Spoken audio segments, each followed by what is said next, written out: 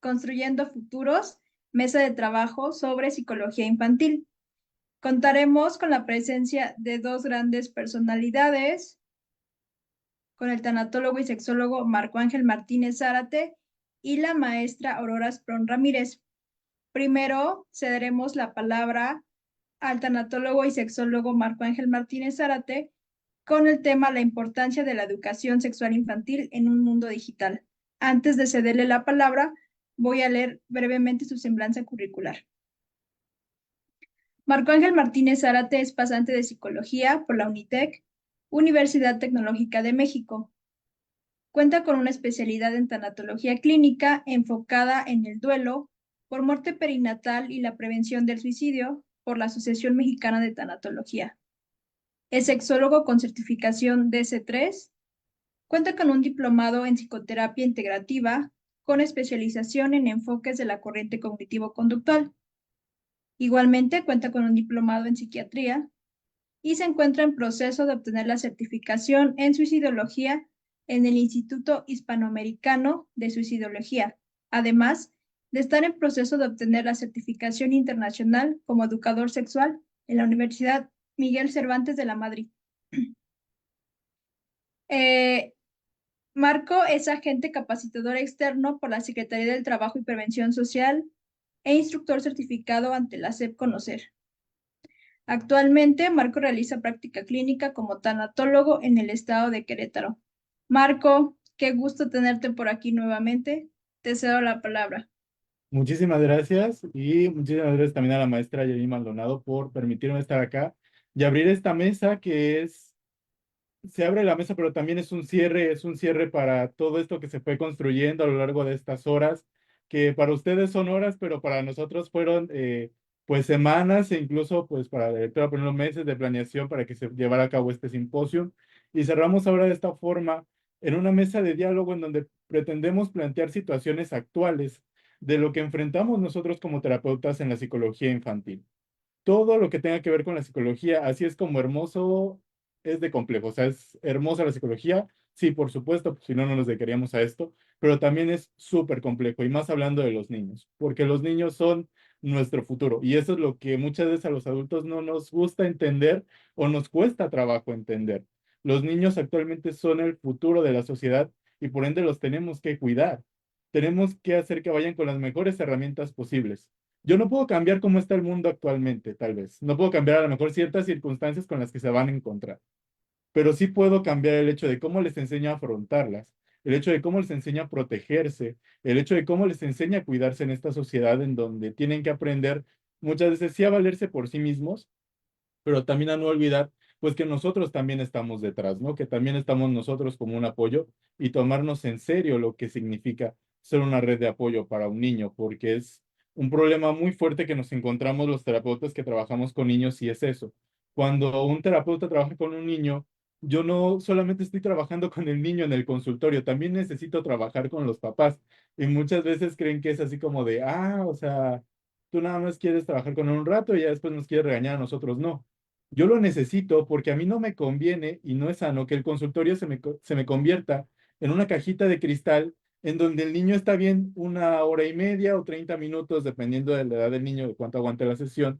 Si va a salir a un lugar en donde siguen los mismos comportamientos, en donde sigue el mismo ambiente y por ende muchas conductas se van a repetir, en donde no va a haber realmente como tal un cambio y el niño va a estar regresando y regresando a consulta, no porque realmente el proceso se haya hecho mal o porque ustedes como terapeutas no hayan llevado a cabo de manera satisfactoria un acompañamiento, sino porque el ambiente del niño no cambia. Y entonces eso hace que el niño recaiga en ciertas conductas. Parte de reforzar lo que es la seguridad en el niño, nos tenemos que afrontar al mundo en el que vivimos hoy. Hoy vivimos en un mundo que está interconectado.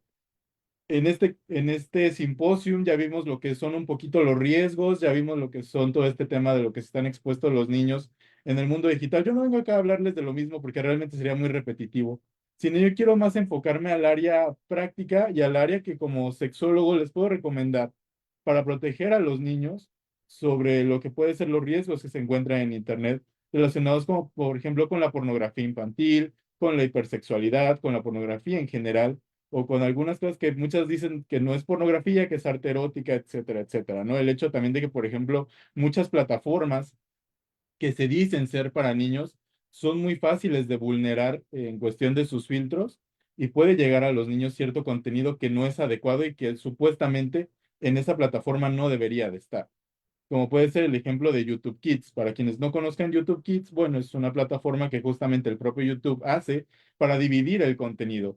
Se supone que la idea de esa aplicación era en un inicio dividir lo que era el YouTube normal para nosotros y lo que era contenido infantil a través de ciertos filtros, pues que se quedara con los niños nada más, ¿no? Tiene como que ciertas medidas, el tiempo en pantalla, cierto contenido está restringido. Sin embargo, es muy fácil, desafortunadamente, digamos, no está muy bien implementado y es muy fácil burlar ese tipo de filtros. Entonces, el riesgo ya está. Yo no lo voy a poder mover hasta que, por ejemplo, Google o quien se haga cargo de YouTube pues, lo modifique, ¿no? Por seguir poniendo el ejemplo de YouTube Kids. Pero si el riesgo ya lo tengo ahorita, si mi hijo ya está en estas plataformas, pues ¿qué hago? ¿Qué hago si mi hijo ya me pide, por ejemplo, redes sociales? Mucha gente no sabe, por ejemplo, que Facebook sí permite menores de 13 años con algo que se llama perfil supervisado, en el cual los padres supervisan todo el contenido del perfil de los niños y en el cual se enlazan ambos perfiles. O tampoco conocen herramientas como lo son iCloud Family para quienes usan el ecosistema de Apple o para Google, lo que es Google Family, me parece que es, o Google Home, que es todo este sistema de cuidado hacia los niños también en donde se ponen ciertos filtros de seguridad para que podamos cuidar su integridad. Pero quiero irme más nuevamente hacia la parte práctica en la cuestión de la sexualidad, porque es algo muy importante y es algo que tenemos muy atrasado, la verdad. Porque si yo les hablo de educación sexual en el área infantil, muchos se me pueden llegar a asustar aquí porque van a pensar que ya directamente les vamos a hablar a lo mejor de ETS, ya les vamos a hablar como tal de condones, ya les vamos a hablar como tal a lo mejor de la masturbación y todo eso. Y no, la verdad es que la educación sexual se va dividiendo dependiendo de distintas edades y en el caso de los niños, niños, usemos este esquema que es desde los 0 hasta los 12 años, que a los 12 años ya es donde se empieza la parte de la pubertad, ¿vale? Vamos a usar ese esquema. Entonces, en el área de los niños, en lo que es la educación sexual, lo que se utiliza primero es el reconocer tu cuerpo, o lo que, cabe aclarar, no soy psicoanalista, pero me gusta mucho este término que ellos utilizan que se llama mi imagen corporal. ¿Cómo me percibo yo?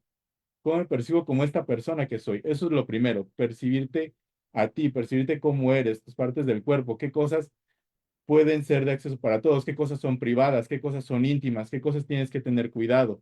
Son el ejemplo de algunos ejercicios como el semáforo del cuerpo, en donde se les muestra a los niños una lámina, en donde se coloca lo que son las zonas que sí pueden tocar ciertas personas, zonas que solo se pueden tocar con su permiso y definitivamente zonas que no se pueden tocar. Por zonas que no se pueden tocar, hablábamos, por ejemplo, de la vagina, del pene, de los glúteos, de las piernas ya incluso. Zonas que se pueden tocar con tu consentimiento están las manos, están los hombros, la cara, incluso en algunos puntos. Hay otros autores que sí lo ponen como un lugar prohibido, ya por las situaciones también de pandemia que acabamos de pasar, pero digamos que el esquema original se pone así. Pero entonces, ¿qué hago yo para proteger a mi hijo de un ambiente en el que tú me estás diciendo que está, en primera está súper hiper sexualizado por el ambiente en el que estamos? Que les puedo empezar a dar un montón de factores, pero ese no es el punto. El punto aquí no es atacar a nadie ni a la sociedad en la que estamos, sino ver y plantear soluciones. Entonces, ¿qué hago? Si mi hijo ya vive en un mundo que está hipersexualizado, si mi hijo ya vive en un mundo en el que la sexualidad, aunque él no lo quiera, está enfrente de él. Lo primero es, no tenemos que complicarnos tanto la vida. Sí, sexualidad sí es un tema complejo, yo no les voy a decir que no, es una realidad, pero también nosotros lo hacemos complejo de más. Les voy a poner un ejemplo que yo planteaba en el seminario de infantil, de psicología infantil, justamente hablando de tanatología infantil. Hablando, por ejemplo, del tema de la muerte, los adultos nos complicamos muchísimo explicándole al niño, por ejemplo, qué es la muerte. Cuando realmente el truco para responder este tipo de preguntas, por ejemplo, está en responder lo que se te pide, lo que el niño en específico te está pidiendo. Mamá, ¿qué es un beso? Mamá, ¿qué es el pene? Mamá, ¿qué es la vagina? Lo que se te está pidiendo, nada más. ¿Vas a responder conciso o vas a responder directo? A un lenguaje que lo puede entender, por supuesto, pero tienes que responder nada más esa parte, porque tú misma o tú mismo en el caso de los padres, pues te vas a enredar o te vas a poner el pie tú solito si empiezas a dar otro tipo de explicaciones. No porque no tengas el conocimiento, sino porque el niño no te lo pidió. Entonces vas a generar otro tipo de dudas, vas a generar otro tipo de temas que no es lo que el niño estaba buscando y pues tú solito te pones en una situación compleja. Entonces, lo primero que yo les recomiendo acá es respondan únicamente lo que el niño les pregunta. Pueden tener cuidado con las cosas que ve, por supuesto, pero hay que hacerlo de la manera adecuada y tampoco se trata, por ejemplo, de invadir su privacidad. Cuando son niños chiquitos, por ejemplo, están este tipo de herramientas, o hablando de lo que nos mencionaban hace dos ponencias, me parece, por ejemplo, del sexting, no sé si ustedes sabían, pero justamente a implementación de esto, algunas compañías como Google, como Apple, implementaron un sistema, o más bien es una condición, de cuando tú contratas o tienes el servicio de la nube para guardar tus fotos, ellos te lo venden. Te dicen, sí, no hay problema, aquí está, te dejo gratuito tanto y si quieres pues más espacio ya pagas cierta cantidad, ¿no?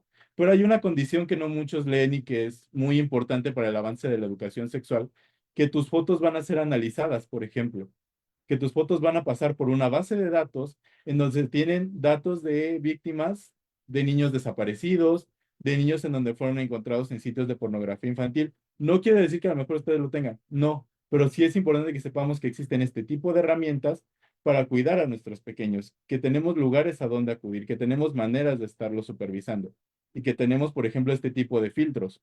Por ejemplo, en el caso de Google Family o de Apple Family, lo que se nos permite no es como tal ver sus mensajes, porque eso sería como ya una invasión a la privacidad en el caso, por ejemplo, de los adolescentes, pero sí, por ejemplo, cuando el sistema detecta que llega una fotografía de contenido sensible, en automático la bloquea. ¿Y a quién se la mandan? Al adulto responsable, al administrador de ese grupo familiar. ¿Sabes qué? Al dispositivo tal le acaba de llegar esta fotografía. La fotografía en cuestión es esta o tiene contenido sensible, ya dependiendo si tú quieres verla o no, pero le eliminamos por seguridad. ¿Qué hacer, por ejemplo, si me encuentro este tipo de fotos en el teléfono? Primero hay que preguntar, no regañar, hay que empezar por ahí, hay que preguntar de dónde vienen, hay que preguntar de dónde se obtuvieron. ¿Por qué? Porque muchas veces sí, ni siquiera es que ellos lo hayan pedido. El grupo de los amigos, el grupo de los amigos de la escuela, grupos de Telegram, grupos de redes sociales, pueden llegar a compartir este tipo de fotografías y sin querer se pueden llegar a pasar al carrete, aunque el niño no quiera. Entonces, lo primero aquí, si quieren empezar a hablar de este tipo de temas, es no juzguen antes de tiempo. Tienen que preguntar primero de dónde vienen las cosas, tienen que preguntar cómo tuvieron acceso y cómo se sienten con respecto a ello, qué fue lo que encontraron, qué fue lo que sintieron al momento de encontrarse algo así. Tenemos, por ejemplo, ese tema en el área de lo infantil, ¿no? Que sí realmente están muy expuestos a este tema de que les puedan llegar a mandar ciertas fotos, ciertas personas, y esto es una buena manera de protegerlos que se implementó, de poderlos proteger de esto. El mundo desafortunadamente va a seguir así. Me encantaría decirles que va a haber un cambio, que va a haber un cambio como tal de sociedad. Sí lo puede haber. Yo no digo que no. Yo estoy más que a favor de eso, pero sé que es a muy largo plazo y que ahorita la problemática ya la tenemos aquí. Entonces, lo importante es encontrar más bien medios para podernos cuidar nosotros. Eso es lo principal. Entonces, lo primero que yo les recomendaría en este tipo de casos es instalen este tipo de sistemas. Yo sé que algunos pueden ser de pago, pero créanme que no es mucho y vale bastante la pena para estar al pendiente. ¿Me da miedo hablar de sexualidad? Sí, yo sé que a muchos nos puede dar miedo, yo sé que a muchos puede ser un tema que nos pueda resultar incómodo, y no porque no querramos, sino porque tampoco es como que a nosotros nos hayan dado como que la gran herramienta, ¿verdad? Entonces, ¿cómo te hablo desde lo que yo aprendí empíricamente a lo mejor y que muchas veces puedo darme cuenta de que está mal, o ya después me di cuenta de que no eran así las cosas? ¿Cómo te lo voy a plantear a ti? Aquí es donde, por ejemplo, entramos profesionales como su servidor. Aquí es donde, por ejemplo, nosotros les pedimos no estén en contra de las pláticas en las escuelas, donde nosotros les pedimos que sí nos dejen hablar de estos temas en los colegios, en donde obviamente, como les digo, vamos por ciertas edades. No es que les soltemos todo de golpe, pero sí vamos hablando de los cambios que van sintiendo, de lo que es iniciar la vida sexual, por ejemplo. Es algo que tenemos que empezar a hacer después de ciertas edades para que los niños vayan haciéndose de herramientas, porque ese también es otro problema. Tenemos una cultura como de mucha censura hacia ello, pero es más bien la censura hacia, yo no creo que lo haga a esta edad, cuando realmente estadísticas ya nos dicen que la vida sexual de los niños o de los adolescentes empiezan desde los 11 12 años. Hay unos que nos ponen incluso más atrás y se nos habla justamente de esta cuestión de la hipersexualidad. La hipersexualidad, ¿de dónde viene? ¿De qué es lo que lo detona? Bueno, eso es un tema un poco más amplio, pero a manera más definida yo les puedo decir que viene del ambiente. Se puede generar también por el ambiente en el que el niño o el adolescente está experimentando, que se haga esta parte de la hipersexualidad, que es justamente adelantar el desarrollo sexual antes de tiempo o antes de lo que normalmente se esperaba, que son casos que ya se están viendo. Entonces, es cuando ya entra la ayuda profesional, es cuando ya entra como tal esta ayuda con las pláticas, con las prevenciones, con ejercicios, también con pláticas para los padres, porque justamente sabemos que no es fácil. Déjenos ayudarles a que tengan una comunicación, porque el objetivo básicamente aquí es generar una confianza. No me lo quieres decir a mí tal vez porque te da pena, porque te sientes mal con ello, ok, pero díselo a tu terapeuta, díselo al Minutos sexólogo. para ir cerrando, Marco, por favor. Sí, entonces el punto principal acá, lo que yo les quiero dar nada más para el cierre de esta mesa de diálogo es implementen estas herramientas, como les digo, Google Family, Apple, iCloud Family igual, que les pueden ayudar a proteger a sus pequeños. Están los bloqueos de páginas, por supuesto que sí, pero antes que todo eso, traten de tener una buena comunicación con ellos. Si les preguntan de sexualidad, traten de dar respuestas a su edad y lo más concisas posibles.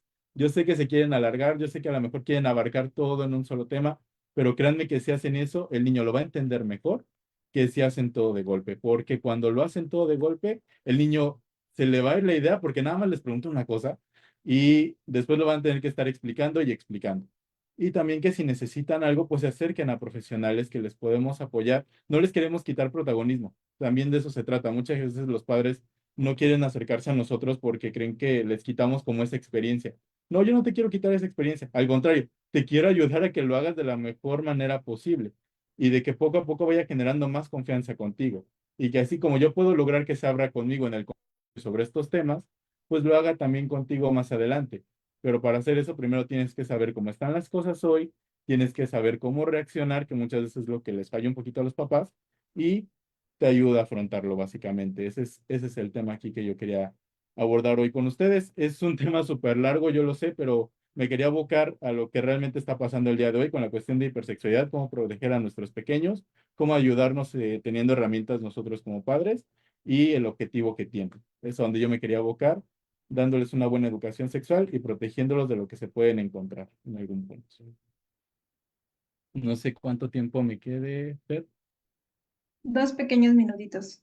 Ok, si quieres, podemos pasar con las preguntas. Bueno, yo voy a usar rapidísimo estos 2 minutos para despedirme, para agradecerle a todo el público que está aquí, para agradecer al equipo de Psicointegralis, a la maestra Jenny Maldonado, como siempre, que me permite estar acá. Ya van como 4 que estoy, ya cada congreso que se hace, congreso en el que estoy, también a la Escuela Fernanda Munive, al licenciado Correa y a la licenciada Mari Méndez, todo el equipo que ustedes ven que está detrás organizando todo esto.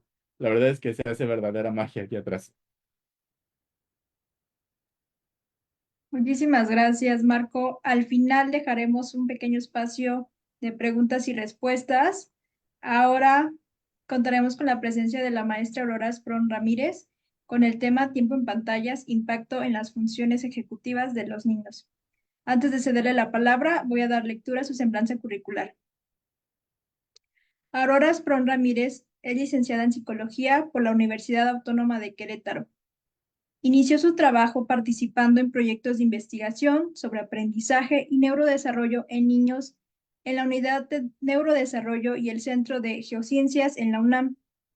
Después de realizar una maestría en educación en el Instituto Tecnológico de Monterrey, inició su práctica clínica privada con el objetivo de promover la salud mental infantil. Actualmente trabaja como psicóloga infantil en el Centro Psicológico Infantil en la ciudad de Querétaro, tratando problemas emocionales y conductuales en niños de 2 a 10 años. También forma parte del cuerpo docente del Diplomado de Psicoterapia Infantil de la Universidad Autónoma del Estado de Morelos. Maestra Aurora, qué gusto tenerla por aquí. Deseo la palabra. Muchas gracias, Fer, y muchas gracias a todo el equipo de Psicointegralis. Un honor para mí estar aquí. Y pues sí, lo que me gustaría que platicarles en los siguientes minutos es sobre este tema que ya comentó Fer, que es el tiempo de pantallas y el impacto en las funciones ejecutivas de los niños. Y si bien ahorita escuchamos al psicólogo Marco, o sea, este mundo digital es un mundo, ¿no? Como lo dice su nombre. Entonces, tiene impacto en muchísimas áreas, ¿no? Desde la sexualidad hasta estos procesos cognitivos de los niños. Entonces, me gustaría ahorita que, sin dejar de ver como este mundo digital del que estamos hablando, ahora enfocarnos un poquito más a otro tipo de procesos que pasan en los niños.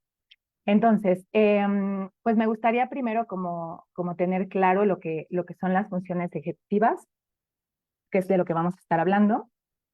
Entonces, las funciones ejecutivas son esta familia de procesos mentales que los necesitamos cuando debemos de concentrarnos, cuando debemos de prestar o focalizar nuestra atención para no actuar de forma impulsiva o automática por la vida, ¿no? Y pues justo las funciones ejecutivas nos ayudan a pensar antes de actuar, a enfrentarnos a nuevos desafíos o a imprevistos con los que no contábamos. Otra de las cosas muy importantes de las funciones ejecutivas es que ayudan a resistir las tentaciones y a mantenernos concentrados. Entonces, estas funciones ejecutivas de las que estoy hablando se dividen en dos grupos. Tenemos las funciones ejecutivas centrales, que es control inhibitorio, memoria de trabajo y flexibilidad cognitiva, que son las primeras que se van desarrollando en la vida, ¿no? Desde muy pequeñitos, desde bebés, se empiezan a desarrollar. Y después, como después de la primera instancia, ya se van desarrollando las de orden superior. Estas ya son mucho más complejas. Ahí está la planeación, toma de decisiones, la fluidez de procesamiento. Pero estas funciones ejecutivas me gustaría que las viéramos como una escalerita. Estas centrales, que son de las que me gustaría que platicáramos ahorita, son los primeros escalones, son la base. Entonces, una escalera que le falta el primer escalón, pues se va a tambalear mucho o no nos va a lograr llegar a donde queremos, a donde queremos. Entonces, como les dije, se empiezan a desarrollar desde que somos bebés, se siguen madurando todavía en la adolescencia. Esto creo que es importante como para ver, o sea, es muy diferente lo que pasa con un niño en la primera infancia, en la segunda infancia o en la adolescencia, o a qué está expuesto, justo como ahorita en la ponencia anterior del maestro Marco, pues, o sea, un niño de 2 años es difícil que se exponga a ciertos contenidos en redes, pero un niño de 12, o sea, ahí va a cambiar, ¿no? Solo quiero que vean que estas funciones ejecutivas van madurando hasta que llegamos a la edad adulta. Y ahí, digamos que empiezan a decrecer con la vejez. Entonces, ¿cómo vemos estas funciones ejecutivas en los niños, ¿no? Porque no es como que el niño te diga de, oh, mi memoria de trabajo o mi control inhibitorio. Nosotros vamos a observar. Entonces, lo que vamos a ver con ellos es este control emocional o conductual, ¿no? Si el niño puede inhibir ciertas conductas o ciertas emociones o no. Si puede entender lo que los otros están sintiendo o pensando. Y sobre todo se va a ver como cuando un niño tiene una tarea con una meta específica, si puede lograr iniciarla, desarrollarla y terminarla. Ahí es donde lo vamos a estar viendo. Y cuando las funciones ejecutivas no están o hay alteraciones, pues vamos a ver lo contrario, ¿no? Estos niños impulsivos, que les cuesta trabajo regularse, que les cuesta trabajo regularse emocionalmente, que no pueden tomar otras perspectivas, que son muy inflexibles. Y eso es con lo que nosotros nos topamos en el consultorio. Entonces, o sea, la mamá no va a llegar a decirnos de, es que mi hijo no tiene control inhibitorio, ¿no? La mamá va a llegar diciendo de, me hace unos berrinchazos que ya no sé qué hacer. Entonces, creo que es importante como psicólogos también conductualmente qué es lo que estamos viendo y cómo lo podemos explicar con estos procesos cognitivos, porque están pasando al mismo tiempo. Entonces, sí podemos ver alteraciones en funciones ejecutivas y aplicamos pruebas, pero nuestro día a día en el consultorio es estar trabajando con el niño y con la conducta que estamos observando. Entonces, solo quiero dejar como o sea, como que es muy importante saber que la conducta, saber con qué procesos están relacionados. Y bueno, o sea, estas funciones ejecutivas, ¿de dónde vienen o qué pasa o cómo se empiezan a desarrollar? Pues bueno, vienen de varios factores, básicamente dos, que son el ambiental y el genético o hereditario. Tiene un componente importante ahí, las funciones ejecutivas de los papás, qué tan desarrolladas están o no. Esto lo pueden pasar a sus hijos. También si hay como alguna diferencia neurológica en el niño, sobre todo si hubo, por ejemplo, factores de riesgo perinatales, puede haber afecciones en funciones ejecutivas. Y en la parte ambiental, pues está la estimulación cognitiva que reciben los niños desde que están bebés, los estilos de crianza de los papás o de los cuidadores, los cuidados que se le dan y el estrés ambiental en el que se desarrolla el niño. Entonces, estos factores son lo que van a ayudar a que se desarrollen las funciones ejecutivas o no. Entonces, les hablé de estas tres, que son las centrales, y el primer escaloncito es el control inhibitorio. Y el control inhibitorio es básicamente como poder esperar, poder inhibir ciertas conductas, ciertos pensamientos. Y justo hay tres tipos, ¿no? El de inhibir la atención, que es ante muchos estímulos poder focalizar nuestra atención en uno solo e inhibir todos los demás. Como si estamos en un restaurante donde hay mucho ruido, o sea, que si pones atención escuchas la plática de al lado, poder inhibir todos esos estímulos y solo poner atención a la persona que tienes enfrente y que te está hablando. La inhibición cognitiva está, yo lo veo mucho en los niños con TDAH en consultorio, son niños que cambian de un tema a otro todo el tiempo y que están interrumpiendo. Les estás dando las instrucciones de, mira, en este juego vamos a hacer esto, y se acuerdan de algo de, oye, ya te conté que hoy en el recreo pasó esto. Entonces, la inhibición cognitiva es poder inhibir pensamientos o recuerdos que no son necesarios en ese momento. Y el autocontrol, ¿no? Que esta palabra creo que la utilizamos mucho.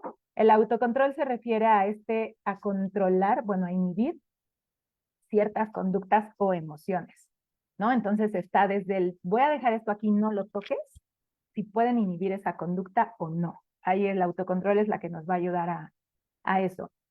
Entonces, este es el primer escaloncito, pero es algo muy difícil de lograr para los niños. Y bueno, en las primeras etapas de vida es como un prueba y error, ¿no? Lo están practicando los niños hasta que les empieza a salir. O sea, los niños, un niño de 4 años, por el momento de desarrollo en el que está, se va a mover muchísimo. Y aunque le digamos, no te muevas, le va a costar mucho. Por ejemplo, no sé si han escuchado de la prueba de la golosina, que es un experimento que hicieron con niños preescolares, donde los sentaban en un cuarto y les ponían un bombón o un dulce que les gustara mucho. Y les decían, te puedes comer esta ahorita, o si te esperas a que yo regrese, te voy a dar 2. Ese es control inhibitorio, ¿no? Si el niño logra esperarse, como el retraso de la gratificación, si retrasa su gratificación va a ser mayor. Entonces, ese básicamente es el control inhibitorio. El segundo escaloncito es la memoria de trabajo, y básicamente la memoria de trabajo es como poder retener información y manipularla cuando ya no está presente. Es diferente a la memoria a corto plazo, porque en memoria de trabajo vamos a trabajar, vamos a utilizar esa memoria. Entonces es como cuando te llega tu código de verificación para abrir tu cuenta de correo o de algo, ¿no? Y lo lees y te lo tienes que aprender, lo tienes que memorizar porque lo vas a copiar. Y ya, luego se te va a olvidar. Pero entonces, sí necesitamos manipular o vamos a utilizar esa información. Aquí algo importante es que estos escaloncitos se van como sumando. Entonces, el control inhibitorio va a ayudar a la memoria de trabajo. Entonces, por ejemplo, leí sobre un ejercicio que hicieron con niños donde hacían parejas, uno tenía que leer un cuento y el otro escuchar, pero siempre los dos querían leer el cuento. Entonces, a los niños que les tocaba escuchar les costaba mucho trabajo inhibir esa conducta y querían leer. Entonces les dieron como un cartelito o algo de una oreja para que se acordaran, memoria de trabajo, que tienen que escuchar, inhibir la conducta de hablar. Entonces se van sumando. Y eso va a pasar igual con la flexibilidad cognitiva, que es el tercer escaloncito. Entonces, el control inhibitorio, la memoria de trabajo van a ayudar a la flexibilidad cognitiva. Esta llega un poquito más tarde en el desarrollo y es básicamente como poder cambiar la perspectiva, ya sea espacialmente o interpersonalmente, ¿no? Ya sea como de, ¿cómo será si cambio mi cama de este lado al otro? O, ¿por qué el otro está diciendo que, o sea, yo digo que el helado de vainilla es el más rico y el otro dice que es el de chocolate, ¿no? Poder hacer este cambio de perspectiva, incluso para los adultos es difícil. Entonces, pues para los niños a veces hay más rigidez, ¿no? Y puede ser difícil, y muchas veces la flexibilidad cognitiva se ve como en la poca tolerancia a la frustración y en estos berrinches de, pues es que o sea, me acuerdo de una de mis pacientes que traía un plátano y se le rompió a la mitad, ¿no? Y fue un mega berrinche y la mamá dijo, pero no pasa nada, mira, lo pones y ya puedes seguir comiendo. Pero como no había flexibilidad cognitiva, para esta niña era imposible comerse un plátano porque ya se había roto. Entonces, o sea, visto desde fuera es como de, pues solucionas el problema, ahora tienes 2 platanitos, ¿no? Pero cuando no está esta flexibilidad es muy difícil que puedan tomar esta otra perspectiva. Entonces, para hacer este cambio de perspectiva, lo que necesitamos hacer es inhibir la perspectiva anterior, control inhibitorio, cargar en nuestra memoria de trabajo una nueva perspectiva y poder hacer el cambio, ¿no? Entonces ahí se van sumando. Y quiero hacer hincapié como en esto, que van como escalerita, porque es muy importante saber que, o sea, este primer escaloncito, ¿cuál es? Que es el control inhibitorio. Y la verdad es que en consultorio muchos de los problemas que nosotros vemos, pues vienen de ahí, ¿no? Haya un diagnóstico de algún trastorno psicológico o no. Entonces, si los niños no tienen este control inhibitorio, pues la conducta va a ser muy disruptiva. Y son estos niños que en las escuelas sí se quejan de ellos, ¿no? O sea, diferente a cuando hay temas de ansiedad, que son niños que no son tan disruptivos, estos son los que interrumpen, los que se levantan, los que no pueden empezar y terminar una actividad. Entonces, ¿y por qué son tan importantes estas funciones ejecutivas? Hay un chorro de literatura, hay muchísimos estudios que han hecho seguimiento de que las funciones ejecutivas son muy importantes en casi todos los aspectos de la vida. Y en el aspecto de salud mental están relacionados con algunos de los trastornos mentales. Por ejemplo, alteraciones en funciones ejecutivas se relaciona con el tema de adicciones, con el trastorno de déficit de atención e hiperactividad, con trastornos de conducta, depresión, obsesivo-compulsivo. Entonces, por eso es importante cuidarlas y ayudar a este desarrollo. Si hay un buen desarrollo de funciones ejecutivas, lo que dice la literatura es que a lo largo de la vida el niño va a tener como una mejor calidad, va a tener un mejor aprendizaje, temas escolares, temas laborales, temas sociales, porque recuerden que las funciones ejecutivas son las que nos hacen iniciar, desarrollar y terminar, actuar antes de pensar. Esas cualidades las necesitamos a lo largo de la vida, no solo en la primera infancia. Entonces, hablemos ahorita un poco de ahora, estas son las funciones ejecutivas, por eso son importantes y qué pasa con las pantallas. Entonces, las pantallas por sí solas, pues no son ni buenas ni malas, ¿no? O sea, hay que tener en cuenta que hay diferentes tipos de contenido, diferentes tipos de dispositivos, y en los tipos de contenido podemos encontrar el contenido educativo, de entretenimiento, tanto para niños como para adultos, y también estos contenidos más interactivos, como de juegos, o sea, incluso tomar fotos, ¿no? O sea, dispositivos con pantallas también sirven para tomar fotos, ¿no? No solo es como no solo para ver videos, hay muchos tipos de videos, entonces como tener en cuenta que, o sea, en sí, el tiempo o sea, tener una pantalla no es ni bueno ni malo, sino que hay como otros factores que van a influir también. Y también hay diferentes tipos de dispositivos.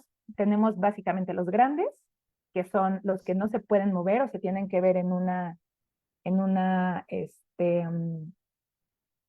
sola locación, como la tele, o los portátiles, que esos son el teléfono, la tablet, la computadora, el reloj, ya hay 1000 cosas.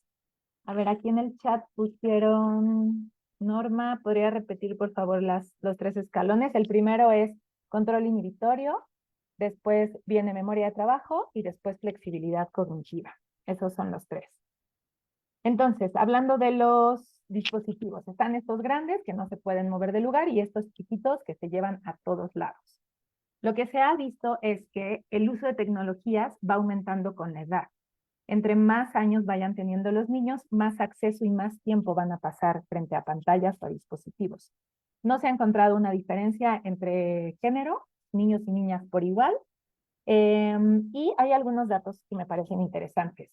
En algunos estudios han encontrado que los bebés menores a 18 meses no pueden procesar la información de lo que están viendo en una pantalla por más de 3 a 5 segundos. Y que los niños pequeños no pueden entender el contenido, aun cuando sea dirigido para niños, sino hasta que cumplen los 2 años. Entonces, esto a mí me hace pensar cuántos niños menores de 2 años, menores de 18 meses, tienen mucho acceso a las pantallas y el tiempo que usan de pantallas es prolongado, ¿no? Entonces, ¿qué estamos promoviendo ahí con los niños? Ahí es como viene esto de, ¿eso está ayudando al desarrollo de las funciones ejecutivas o no está ayudando al desarrollo de funciones ejecutivas? Y tenemos ahorita niños pandemia, ¿no? Que son los que ya tienen 4 años, que pasaron más tiempo todavía en pantallas que años anteriores, ¿no? Entonces, como esta duda, ¿no? De pues, ¿qué está pasando?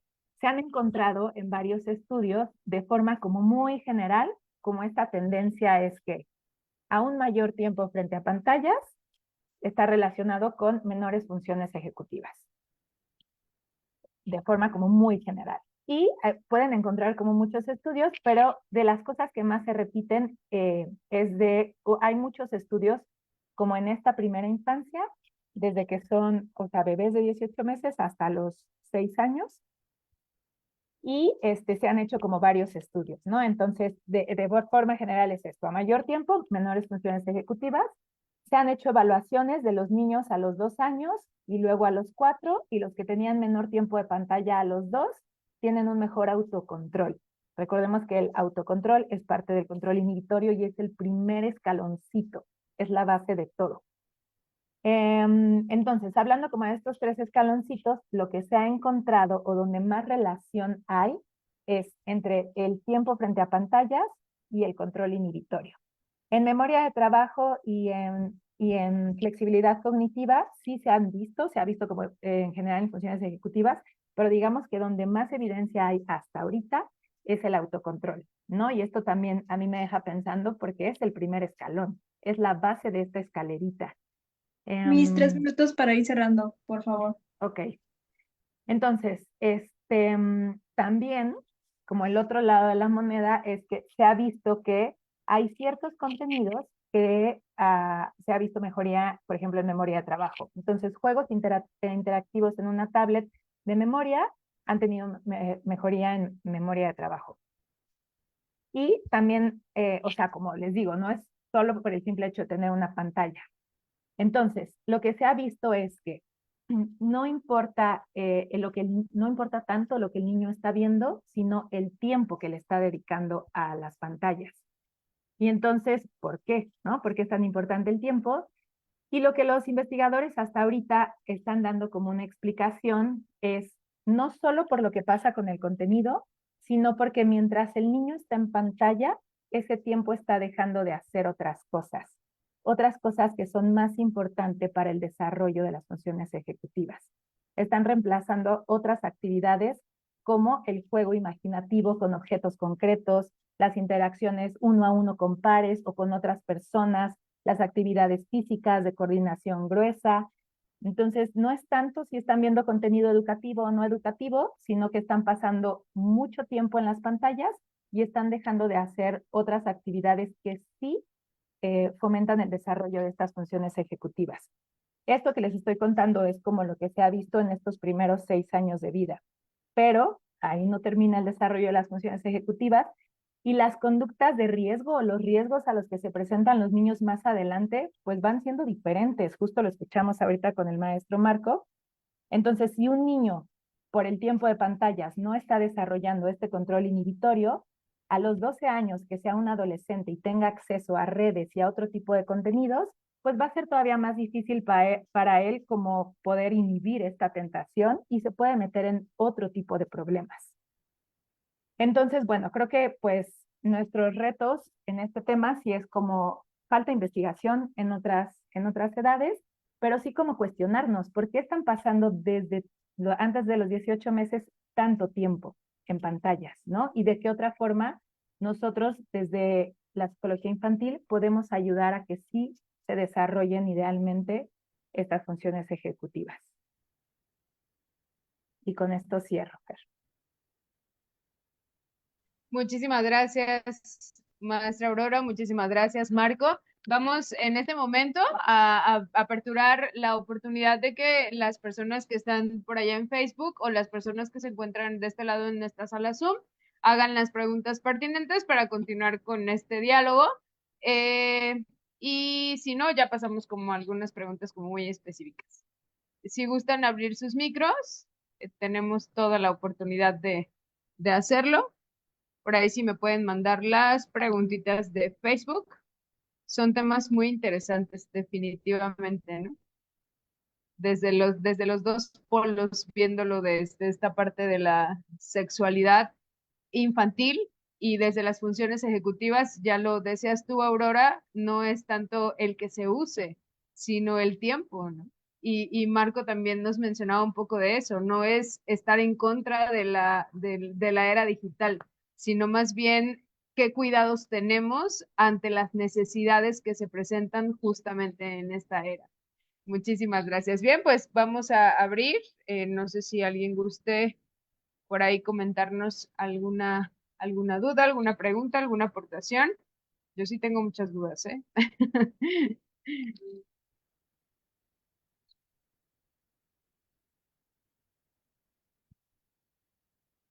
Habremos la oportunidad de darle la palabra a Alexia.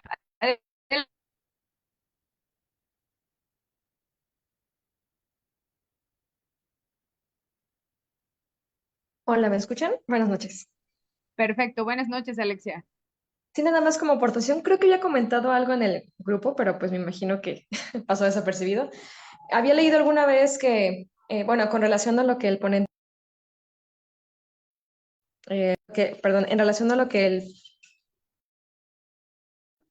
este, alguna vez leí que las personas tememos mucho de hablar de sexualidad porque frente a los niños, porque es reconocernos como seres sexuados y es como que si eso les diera, o es como que si les diéramos a ellos como que la apertura a vivir una sexualidad plena. Entonces, nada más eso era como aportación. Muchas gracias. No sé si me escuchan Adela- bien.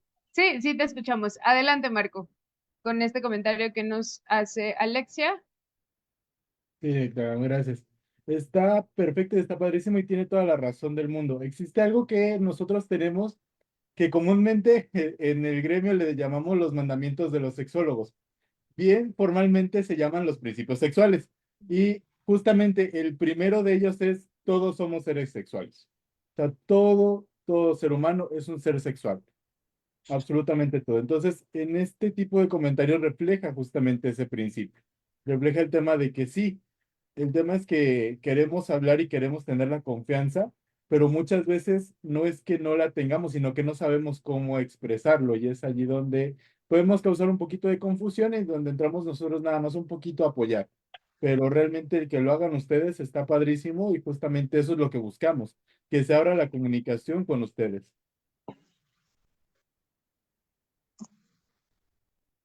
Muchísimas gracias, Marco. Brenda, adelante. Hola, buenas noches. Pues primero que nada, muchísimas gracias. Esto fue una empapada de pura retroalimentación.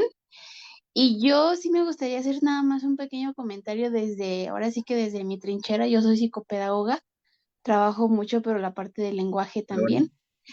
Y el tema es que todo lo que mencionaron, yo lo relaciono con lo que es ahorita, con lo que yo trabajo. Entonces, desde que un niño no hable por su etapa del desarrollo, desde que el niño no hable desde la parte de un abuso sexual, desde la parte de que no está estimulado y eso, híjole, a veces, yo creo que a veces se nos olvidan muchos conceptos, ¿no? Y yo creo que esta parte y estas actividades que ustedes nos regalan, y porque es eso, de darnos pues ahora sí que otras ideas y ahora sí que a veces pues volver a aprender, ¿no? Y yo quedo bien agradecida porque pues son puntos de vista que uno tiene que aplicar a su día a día con sus pacientitos, ¿no? Entonces, yo lo manejo desde que lo que les comento, desde el tema del lenguaje, y quedo muy satisfecha, ahora sí que valió la pena cancelar eh, los compromisos por este conocimiento, porque creo que ya pocos profesionales lo hacen sin cobrar, entonces, o sin recibir algo a cambio. Entonces yo, pues les digo que gracias. Muchísimas gracias, Brenda. Es un gusto que podamos aportarles a ustedes un poquito de lo que aquí los colegas saben. Bien, por aquí tenemos una pregunta. Ana Lidia nos comenta, ¿qué técnicas propondría? Me parece que es para ti, Aurora. ¿Qué técnicas propondría para la tolerancia a la frustración en adolescentes y jóvenes? Creo desde estos escalones, ¿no? Que manejabas. Ok, sí, bueno, primero yo no trabajo tanto con adolescentes y jóvenes, ¿no? Yo prefiero a los chiquitos, pero, o sea, al final es lo mismo, ¿no? Como esta frustración, ¿qué nos quiere decir? ¿Qué procesos cognitivos están pasando, ¿no? O sea, está pasando por estos escaloncitos y, o sea, no porque ya esté en la adolescencia quiere decir que no va a haber frustración, ¿no? Incluso nosotros, claro que nos frustramos.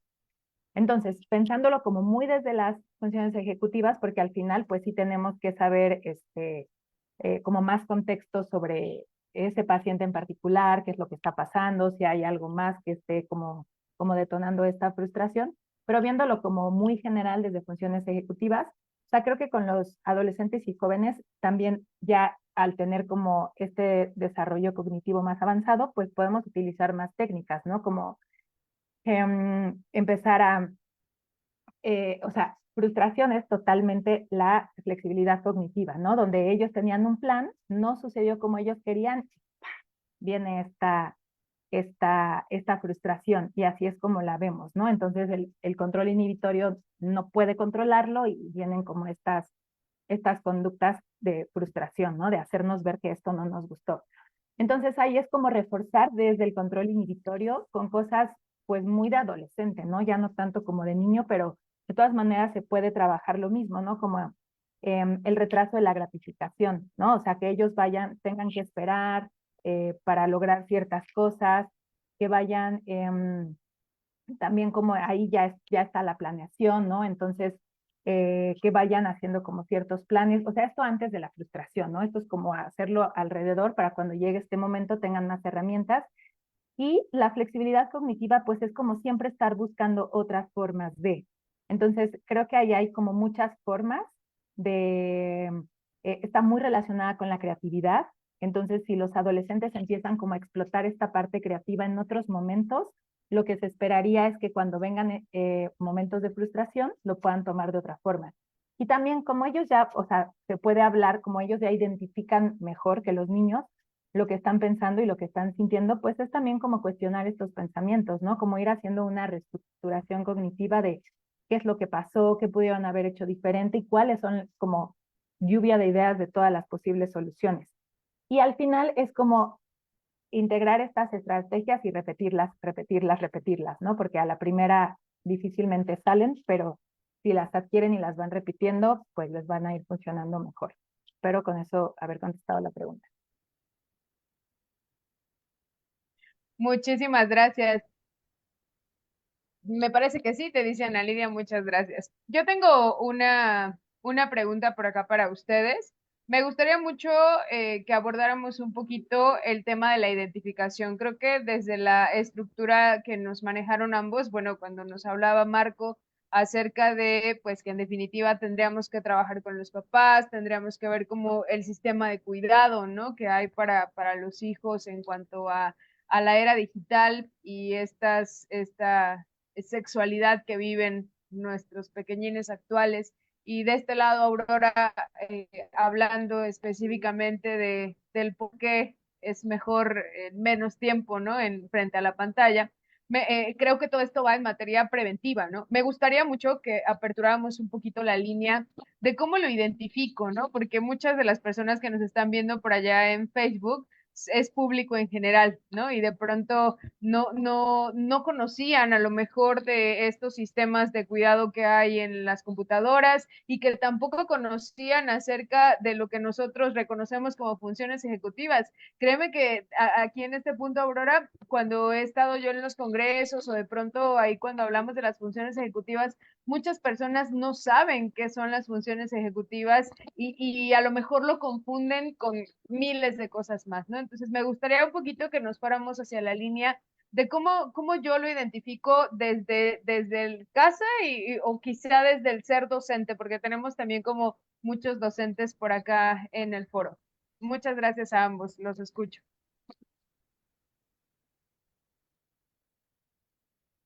¿Quieres empezar, Marco, o lo tomo? No, adelante, maestra. Ok. Bueno, entonces, a ver, si te entiendo, Jeremy, es un poquito como cómo lo veo yo como papá, cómo lo vería alguien como maestro, ¿no? Este tema de funciones ejecutivas. Ok. Entonces, bueno, uno es como recordarles la importancia de las funciones ejecutivas. Estos procesos mentales son los que nos van a dar orden y estructura a lo largo de la vida y se empiezan a formar desde que somos bebés. Por eso es como tan importante estos procesos. Y, o sea, muchos trastornos están relacionados con alteraciones en funciones ejecutivas, pero tampoco quiero que sea como, "Ah, creo que mi hijo se toma el chocolate luego que se lo doy, yo creo que va a tener un trastorno o algo así". No, no, así, o sea, si algo de los que escucharon aquí les resuena o algo, vayan con un especialista, hay pruebas, ¿no? O sea, como para ver si hay algo que se puede trabajar por ahí o no, o es meramente conductual. Entonces, como nosotros podemos ver estas alteraciones, creo que un caso muy claro es los niños con déficit de atención e hiperactividad, pues les falta, no hay control inhibitorio. Entonces son niños que se meten en muchos problemas porque son muy impulsivos en todos los sentidos. Entonces ahí es donde vemos el control inhibitorio y creo que de los trastornos de la infancia, donde más se nota es en estos niños, donde no pueden estar sentados, donde interrumpen todo el tiempo, donde si se enojan, hacen un destrozo y no lo querían hacer, ¿no? Les gana este impulso. Entonces, no quiere decir que todos los niños que sean impulsivos tienen que tener este trastorno, ¿no? También es importante saber que se van desarrollando desde que nacemos hasta la edad adulta. Para saber específicamente si hay alteraciones, pues están las pruebas. Pero pues sí, lo podemos ver nosotros como, o sea, en la memoria de trabajo, como estos niños que les damos una instrucción o dos instrucciones. Ve por tus tenis y tráete la lonchera. Y van y regresan y, ¿qué me dijiste? ¿No? Haz esto. Y lo empiezan a hacer y luego se les olvida. O a estos niños que hay veces en el salón de clases donde damos la instrucción, los niños dicen, ajá, y no la pueden ejecutar porque se distrajeron o ya no saben qué tenían que hacer, ¿no? Y que son estos niños que o hay que tocarle el hombro para decirle, ¿ya viste qué página tienes que buscar? Ah, sí. ¿Ya estás haciendo esto? Ah, sí. Entonces creo que ahí es donde lo podemos ver. Y la flexibilidad cognitiva creo que se ve justamente en la frustración, ¿no? Entonces, pero recordemos que flexibilidad cognitiva, pues ya vienen los demás escaloncitos como apoyándola. Entonces, hay un momento en el desarrollo que es alrededor de los 2 años, donde esta regulación emocional como que pasa por un momento de quiebre y, o sea, hasta se le llama como los terribles dos, ¿no? Donde los niños así empiezan a hacer muchísimos berrinches y es como que están dando un saltito en el desarrollo.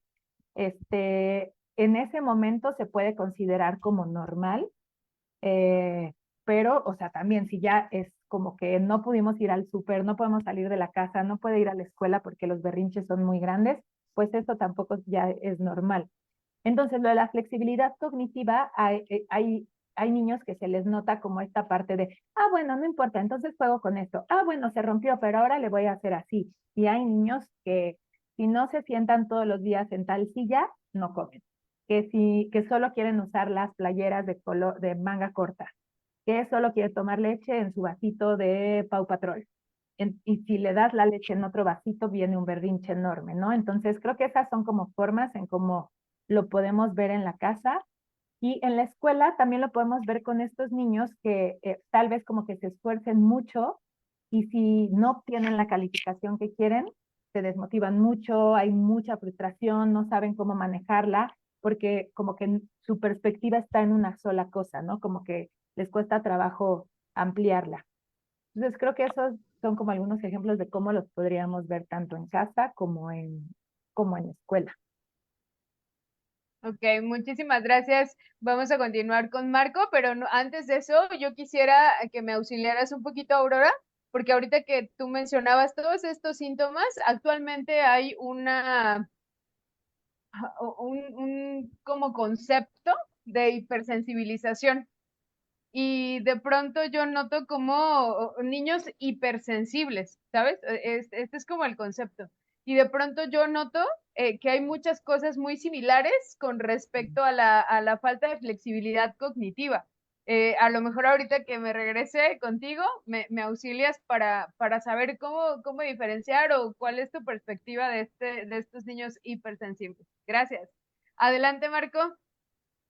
Muchas ¿Cómo gracias, doctora. nosotros identificamos, no? Gracias a ti.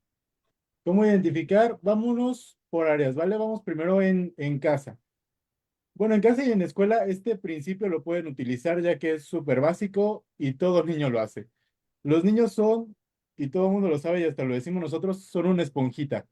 Absorben todo lo que les decimos, todo lo que escuchan, lo repiten o lo pueden llegar a hacer en ciertas ocasiones. Ese es el primer signo que nos podemos encontrar. ¿Cómo podemos encontrarnos a un niño que a lo mejor está empezando a tener dudas sobre su sexualidad? Por lo que habla, por cómo puede llegar a expresarse e inclusive por los juegos. Sí es muy común encontrar ciertos tipos de juegos. Incluso, por ejemplo, no es lo mismo, pero es una señal que nos puede ayudar. Cuando hablamos de abuso sexual infantil, es la manera en la que el niño usa los juguetes. Esa es una técnica que pueden usar tanto en escuela como en casa. La manera en la que el niño utiliza los juguetes. Si ven que los juguetes están acomodados de una manera, digámoslo, sugerente, más que nos vamos a empezar a meter a un tema delicado, si así lo quieren ver. Más que atacar, más que regañar, lo primero es preguntarle con demasiada calma, ¿de dónde viste esto o por qué lo estás haciendo? ¿Por qué los juguetes los acomodaste de esta forma? Pero tienen que hacerlo con un tono de voz en donde literal no se tiene que tomar como un regaño, porque si lo hacen, el niño se les va a cerrar, se les va a cerrar y ya para sacarle como tal una respuesta va a ser bastante complejo. Entonces, lo primero sería, por ejemplo, preguntarle, ¿de dónde viste esto que ahora que ahora pude ver en los juguetes? ¿No? Sería lo principal. Lo segundo sería, obviamente, por lo que hablan. Y realmente eso no, ya no es nada difícil. Yo sé que, por ejemplo, nos estamos enfrentando a problemas de socialización en los recreos con los niños que vienen de la pandemia, que iniciaron su escuela en casa, pero sería una buena manera poner atención a lo que están hablando. Y si alguien llega a tocar el tema de sexualidad, tampoco se alarmen, tampoco me lo aparten, o sea, tampoco se trata de que lleguen los profesores o tú como papá y lo cargues y te lo lleves a algún lado, no, pero sí en algún espacio, en algún punto que tengan con él, tratar de hablar con él y saber de dónde escuchó este tipo de situaciones, porque muchas veces vienen de casa y el punto es, pues ya está, ya lo sabe, vamos a tratar de darle una explicación a su nivel para que más que morbo, más que esta cuestión de una curiosidad que se puede tomar a morbo, tenga la información que ahora ya nos está pidiendo. A su edad, obviamente, y de manera adecuada, pero puede ser una de las maneras en las que ustedes se pueden dar cuenta. En cómo juegan y en cómo hablan serían como que los principales ejes para poderlo notar. Como les digo, los juguetes están acomodados de cierta forma, pueden tener ciertas conversaciones. Son las dos señales muy, muy obvias que yo les puedo dar que cualquiera puede detectar sin necesidad de ser psicoterapeuta o ser sexólogo. Creo que tenemos un micrófono abierto, ¿verdad, directora? Sí, Alexia, ¿nos puedes ayudar? Alexia Vázquez, por fin, creo que se quedó encendido. Gracias. O no sé si tengo una duda, no tengo idea, la verdad. Estaba encendido desde hace rato. Alex, tú dinos, ¿eh? Aquí está el foro abierto. Adelante. Ok. Bueno, pues creo que eso sería como que lo principal en lo que ustedes se pueden dar cuenta para que puedan tener como que un plan de acción. Lo primero que les digo es, traten de preguntar lo más básico, pregunten con la mayor calma del mundo No se me asusten, yo sé que suena muy difícil, pero no se me asusten. Primero pregunten antes de hacer algo, porque depende de cómo ustedes reaccionen, es como el niño va a empezar a tener un encuentro y una asociación con la sexualidad. Y lo que queremos es que sea lo más sano posible. Entonces, este camino inicia por ustedes. Please, háganlo de la manera más delicada y suave posible. Como aquí, Marco, yo añadiría un poquito el tema de cuidado con las percepciones adultas también, ¿no? Porque de Sí. pronto nosotros podemos percibir un dibujo, un muñeco de una manera muy específica y pudiera no ser la misma percepción que tiene el niño, ¿no? Entonces siempre invitarles a todos los papás, a todos los maestros, que antes de cualquier cosa, primero preguntar qué significa para ti, ¿no? ¿Qué es Ujú. esto? ¿Hacia dónde va este dibujo? A ver, cuéntame un poquito más acerca, porque de pronto traemos ya tanto ruido en las redes sociales sobre este tipo de temas que de pronto todo es alarma, ¿no? Y los papás están así en la punta de la alarma cuando a lo mejor lo primero que tenemos que hacer también es reconocer el mundo del niño, ¿no? Definitivamente creo que es muy importante trabajar con nuestra percepción. Y Marco, en lo que me contesta Aurora, lo que le comenté hace rato, te dejo una duda que tiene por acá, aprovechando con este tema de la sexualidad, cómo identificar un pequeño de 9 años, porque es alumno, si está en un espacio de abuso, justamente abuso sexual, o simplemente se siente aislado en la familia. En el Ok. sentido de que este niño de 9 años siempre está a la defensiva y siempre habla del tema, pero no él directamente. Lo habla como sobre alguien más. Te lo dejo para que lo analices y nos vamos con Aurora y la pregunta que hacíamos sobre estos niños hipersensibles y la relación que hay con estos síntomas, ¿no? De la flexibilidad cognitiva. Adelante, Aurora, para cerrar. Ok, sí, claro. O sea, creo que esto de la hipersensibilidad pues tiene que ver con la integración sensorial, que es de cómo nuestro sistema nervioso eh, capta los estímulos con los diferentes sentidos que tenemos. Entonces hay veces, como en estos niños hipersensibles, que los ruidos, no sé si han escuchado como que hay niños que no toleran el ruido cuando le jalan al excusado, de la licuadora, o que hay que estarle cortando las etiquetas a la ropa porque no toleran las etiquetas o ciertas telas, o entonces es de cómo nuestro sistema nervioso capta y como que acomoda todos estos estímulos que vienen del exterior y pueden ser con varios de nuestros sentidos o con alguno en específico. Y sí, justamente cuando hay un tema sensorial con los niños, o sea, un niño que es hipersensible a lo de las etiquetas y le pones una playera con etiquetas, claro que no va a haber inhibición y va a gritar y va así a retorcerse para quitársela y entonces la mamá le va a decir, no, tienes que ser flexible, ponte esta, no puedes estar usando solo aquella. Entonces parece que no hay flexibilidad, ¿no? Y es como el niño sufre. Entonces, sí, así se ven. Qué bueno que hiciste esta pregunta porque, ajá, como conductualmente estamos viendo algo muy parecido, ¿no? Entonces, son procesos diferentes como los que pasan en el cerebro del niño, este de la integración sensorial y este de las funciones ejecutivas. Pero sí hay una relación entre control inhibitorio y estos temas sensoriales. Entonces, lo que se ha visto es que cuando hay temas de integración sensorial o dificultades, pues este control inhibitorio no se da, ¿no? Está como un poco retrasado. Y recordemos que es el primer escaloncito, ¿no? Entonces, de alguna forma va a afectar a lo demás. Y también tener en cuenta que, o sea, es todavía más difícil para estos niños, o sea, como recuerden que este control inhibitorio es aguantarse, ¿no? Contenerse. Es como esta etiqueta para nosotros, o sea, traten de, sin tocar su prenda de ropa, sientan la etiqueta que tiene su playera o su blusa, porque yo no la siento, ¿no? Pero para estos niños es como si tuvieran una navaja ahí.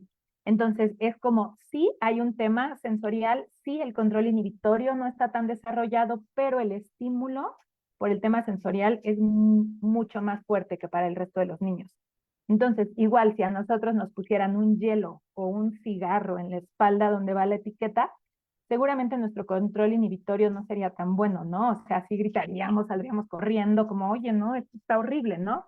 Entonces, como también empatizar con los niños en esa parte, como creo que es muy importante, como en este momento de desarrollo, al menos antes de los 6 años, la empatía con ellos, ¿no? Porque a mí hay veces que las mamás me dicen como, no, es que él me gritó. Entonces yo le digo, oye, yo no te estoy gritando, tú no me grites a mí, ¿no? Pero es como, sí, pero también hay que empatizar que es un niño de 5 años, ¿no? Que no lo está haciendo por molestarnos, sino que no tiene ese control inhibitorio.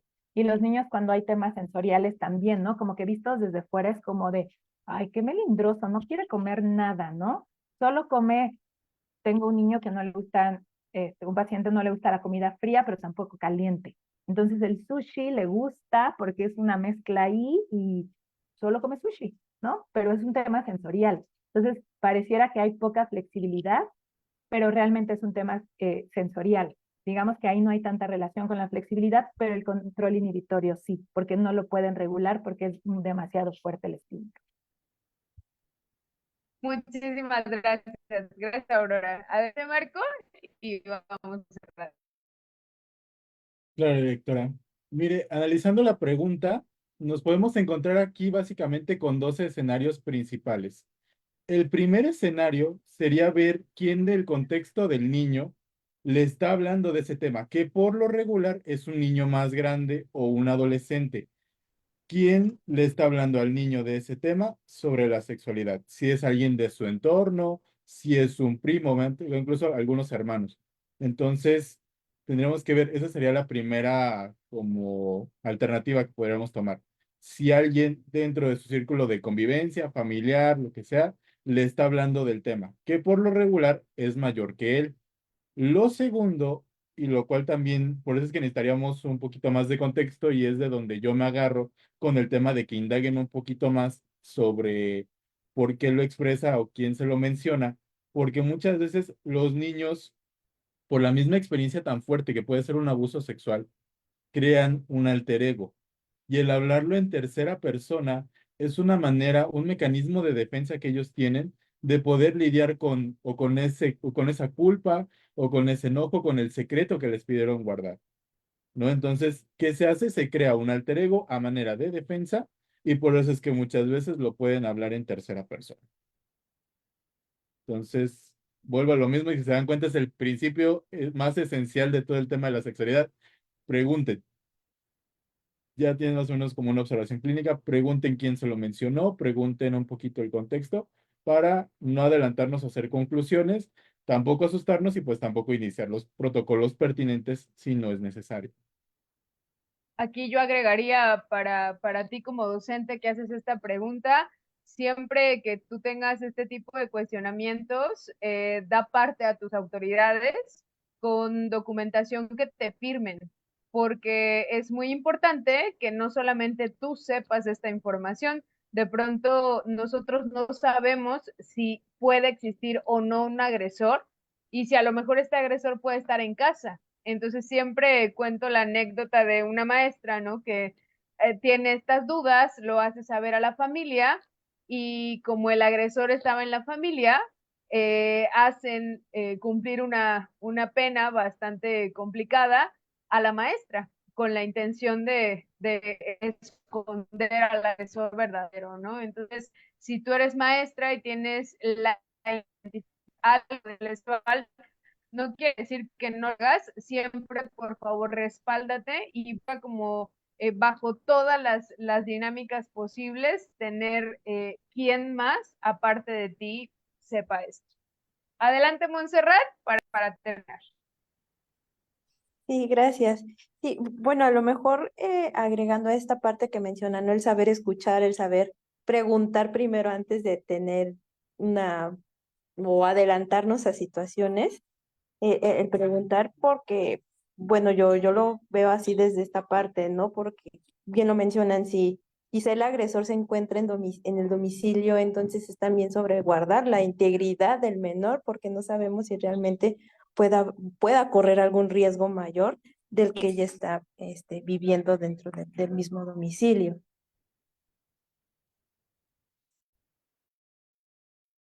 Es correcto. Muchísimas gracias, Montserrat. Bueno, pues yo quisiera quedarme aquí toda la noche porque son temas bien interesantes, pero tenemos que cerrar, no sin antes dar las gracias a nuestro querido Marco y a ti, Aurora. Bienvenida a estos eventos de Psicointegralis. Me da mucho gusto. Me dicen que estás en CIPSI. Ayer andábamos por allá en el evento que todavía está en función ahorita y que mañana termina. Sigan la página de CIPSI, tiene también eventos muy interesantes, así que pues muchísimas gracias. Realmente han sido temas que nos van a permitir muchísimo crecimiento. Espero que no sea la última vez. Marco, ya llevas aquí 5, pues vamos por el sexto. Y Aurora, pues bienvenida y ojalá y nos puedas acompañar en otros espacios. Muchísimas gracias por el espacio aquí y muchísimas gracias por el conocimiento.